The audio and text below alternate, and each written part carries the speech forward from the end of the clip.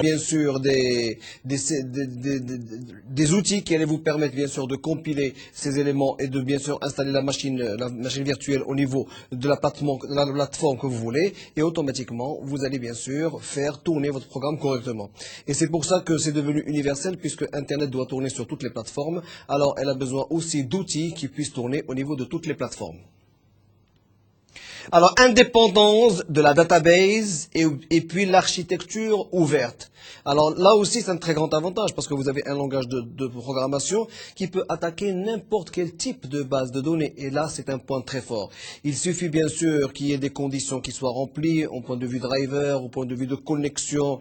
Alors, si tout marche correctement, bah, automatiquement, vous pouvez bien sûr attaquer n'importe quelle base de données. Au contraire, maintenant, les bases de données maintenant, les concepteurs des bases de données se préparent pour pouvoir bien sûr être connectés avec plusieurs langages de programmation. Les API JDBC. C'est un ensemble d'interfaces et de classes pour accéder à, bien sûr, une database. Alors, la connexion d'abord. L'exécution des statements SQL, donc c'est des requêtes SQL. La récupération des données du serveur. Alors là, c'est des étapes principales. Pourquoi? Parce que tout à fait au début, il va falloir vous connecter d'abord à une base de données. Alors une fois que vous vous connectez, il va vous falloir un driver, bien sûr, et un moyen de communication pour pouvoir vous connecter à la base de données. Et puis, bien sûr, exécuter votre requête SQL et puis à la fin recevoir la réponse à la requête SQL. Alors la réponse à la requête SQL, ce sont des lignes, des enregistrements qui répondent à certains critères que vous allez définir au niveau de la requête.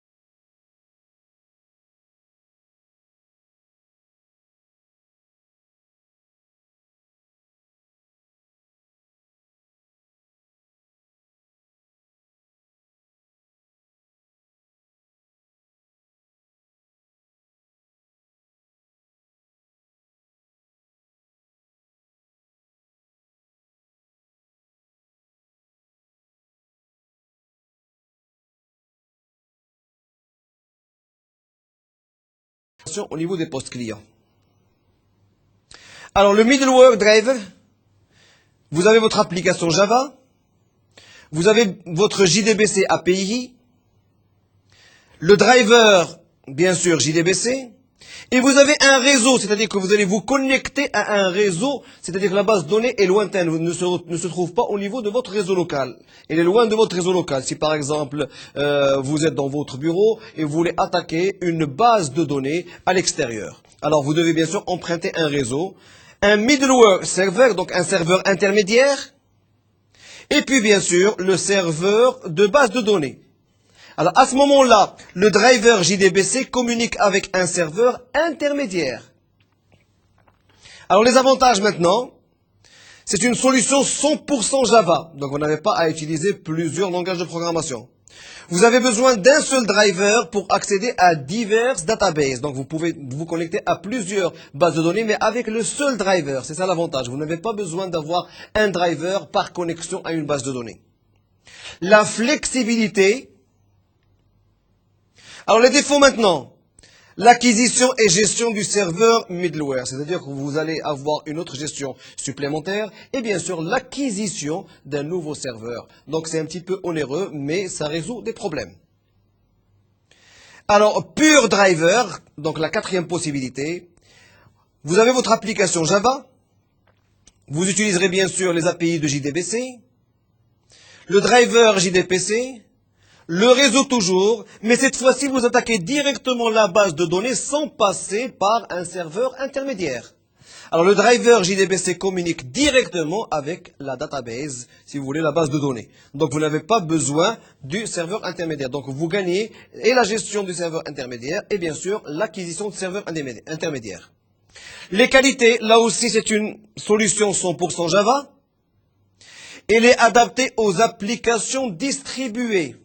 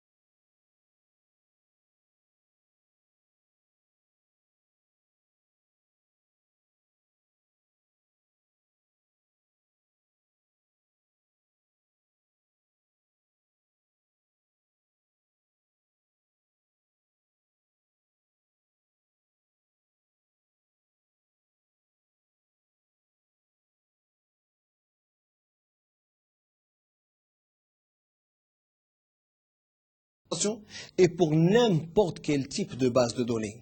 Et ça, c'est un point fort pour les concepteurs et pour bien sûr les gens qui vont travailler, qui vont faire de la programmation. Ils peuvent bien sûr uniformiser leur programmation. Alors maintenant, même s'ils veulent basculer d'un langage de programmation à un autre langage de programmation, s'ils sont habitués à travailler avec le langage SQL, ils n'auront pas de problème pour pouvoir bien sûr changer de langage de programmation. Il suffit maintenant qu'ils connaissent les commandes, si vous voulez, les arguments des commandes et savoir comment intégrer le même code SQL et automatiquement le résultat sera le même. Sauf bien sûr, lorsque vous changez un langage de programmation, si vous le changez, c'est parce qu'il présente beaucoup d'avantages ou plus d'avantages que le langage de programmation avec lequel vous travaillez. Alors, tout d'abord, il faut se connecter à une base de données. Envoyer des demandes SQL, donc des demandes SQL pour la saisie ou pour ressortir les informations. Obtenir les résultats des interrogations, parce que là, lorsque vous envoyez des demandes SQL, c'est des demandes qui sont paramétrées avec certains critères. Alors maintenant, le résultat sera sous forme, bien sûr, de tableaux avec des enregistrements qui répondent aux critères que vous avez insérés au niveau, bien sûr, de votre requête. Transformer les types SQL en Java. Et puis générer des exceptions. Alors, comme j'ai déjà expliqué au niveau des leçons précédentes, les exceptions, la gestion des exceptions, elle est très forte au niveau du Java, du fait qu'elle vous donne la possibilité de déclarer un petit peu les erreurs pour pouvoir les suivre. Parce que maintenant, si vous avez des messages d'erreur et que vous n'avez pas traité les exceptions correctement, vous risquez bien sûr de vous retrouver avec des erreurs sans issue, c'est-à-dire que vous n'arriverez pas à trouver des solutions à ces erreurs-là. Alors, les classes